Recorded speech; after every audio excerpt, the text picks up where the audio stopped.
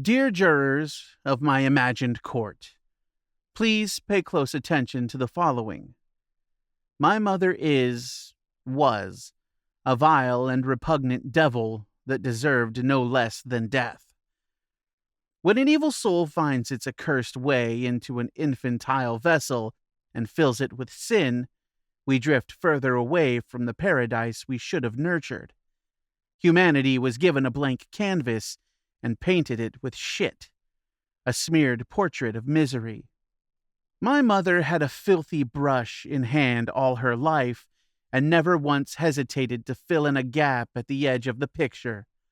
Her technique was strong and brutal, and anyone who had the misfortune to meet her was marred by her very character. My father, for example, was probably her second biggest victim. No prizes for guessing number one. And never even knew it. He was dead before she revealed her talents to him, which must have been galling for a devil like her. My mother, my dearest and deadest, would befriend an innocent soul, someone whose body was invaded by trumpeting angels shortly before their sinewy cord was cut, win their trust over the course of many years before turning to a devil right in front of their eyes.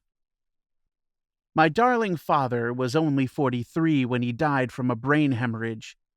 Sometimes I think he must have crammed the evil he shared his bed with into a small compartment in his head until one day it burst at the seams, sending shock waves of horror through each and every synapse until his brainstem caught wind of the chaos and decided to go kaput.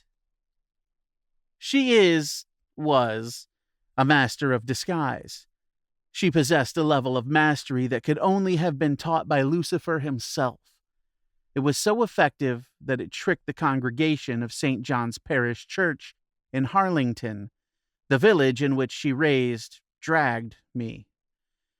Each and every Sunday, she'd sit in the pews and sing hymns, and only I could see the glint of evil in her otherwise maroon eyes, whilst others stole glances at her pretty spinster face and wished their wives were so holy and so attractive. It makes me sick that she crossed that church threshold without an iota of worry she may burst into flames. Whether that makes her brave or plain stupid, I leave up to you, my jury, judge, and executioners. I don't remember the precise moment I understood what lurked within her. I may have always known, a priori knowledge bestowed upon me from God. When I reached pubescence and father was dead, I dove into my religious studies and never looked back. As I became more enlightened, my mother's true form became clearer. It was like I'd had a blindfold stapled to my eyes, and the holy hand of God painlessly removed it. When I was 15, I accused her outright of being a servant of Lucifer, brought upon Harlington to bring about hell on earth.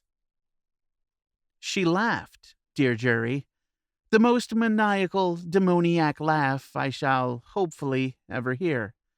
She told me that if that were true, I must be Satan's spawn.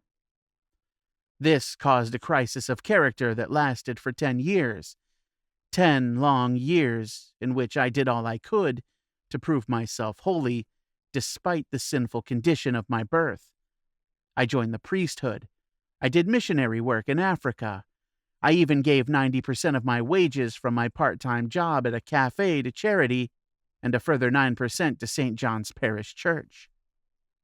Please understand, dear reader, this was not enough to eradicate the feeling that kept me up at night. In fact, it only got worse as I left my teens and entered my 20s. If one is to know of a humanoid devil, one has the responsibility to take care of it. One is recruited into the army of God. When I killed her, she was 73, and her physical body had deteriorated so much it rendered her an invalid.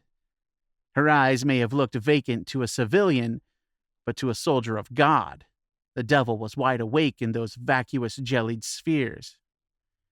After a brief stint in a sanatorium, no time to explain this particular evil, I returned to my childhood home in Harlington to cohabit with the creature. The state had provided her with a carer who cooked all her meals, wiped her arse, helped her into bed, and probably facilitated her unholy rites.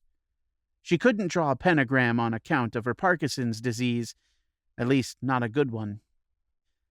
When it came to method, vanquishing her, it was to be a glorious affair. I researched meticulously the correct way of going about it. I feared that in death I ran the risk of setting her free upon Harlington without the confines of that frail old body. Is she merely a vessel for a devil, or is she a devil incarnate? Should I refrain from damaging her tangible form and only aim for what it contained, or should I aim to obliterate her, it, in total? These were some of the conundrums I wrestled with for the better part of a year, tossing to and fro in my soaking sheets, all too conscious of her presence only walls away. Eventually, I decided to burn her to death, to purge her with flames, and to cast her ashes into the sea. It also meant I could frame it as an electrical fault.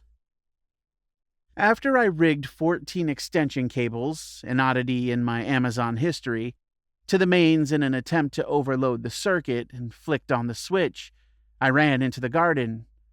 I'd wheeled her, it, only inches from the socket, and felt joy and relief as the sparks began to set alight at the ends of her floral gown. She was facing me and, for the first time since before her last stroke, began to smile as the flesh of her legs blackened and shriveled from the bone. The load from my shoulders lifted in conjunction with the life floating away from her, its body, and I screamed to the sky, "I'm free! I'm free!" Once it was done, and the firefighters had salvaged what they could of my childhood home, I overheard a policeman note on strange burn patterns along the spot it had disintegrated, and like that, I knew I was caught. Part of me was elated. I'd have the glory of having defeated one of God's most venomous foes, but I quickly pushed that feeling down as prideful conceit. Though perhaps I'd earned that. I'd ask God later from my cell. All that being said, dear reader, please do not confuse this with a mere confession. I'm boasting.